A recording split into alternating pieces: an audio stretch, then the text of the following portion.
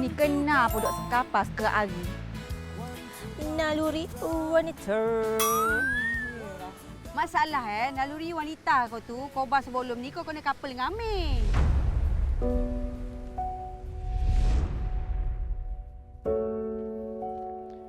Cantik molek dah. Ni air awak, mineral suam. Saya punya mineral kurang manis.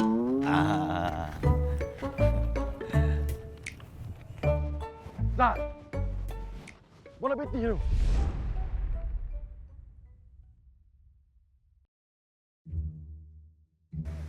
Kawan, kau patut patah balik. Alak kau pergi mengintip.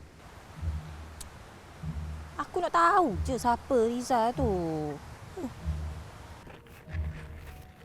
Sekejap Ni business partner saya. Biasalah dia nak duit. Ya, bos nak duit. Ni. Ni, nak ambil. Ambil. Kalau buat tahun ni dia suka ni. Ya, bos suka. Aku tak suka. Kau buat kantoi. Biasalah. Orang Melayu, bisnes juta-juta, main duit tepi jalan je. Kau nak apa lagi? Tak cukup ke? Tak cukup aku tambah. Cukup? Aduh, hai. Banyak sangat nak pakai PT. Nak buat modal buka bandar lah tu. Apa mudah kabarmu tunggu teksi je? Tak pun, kau bah kau tengah buat konten.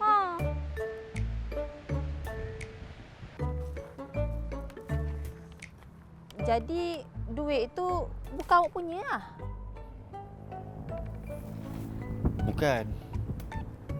Saya sebenarnya runner je. Kutip hutang. Jadi duit tu bos punya. Sebenarnya awak ni dok kaya pun. Ada ke saya cakap yang saya kaya? Rasa macam tak ada pun saya cakap saya kaya. Tak ada kan? Cuba awak ingat balik. Cuba flashback balik. Tak apa, saya tunggu. Saya tak ada cakap pun saya kaya.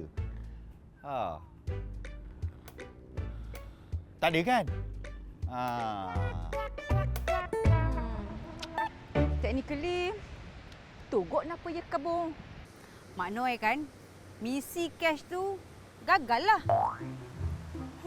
Tanya lagi. Lah. Tak apa. Relax, tenang. Kita ada 4 lagi sini.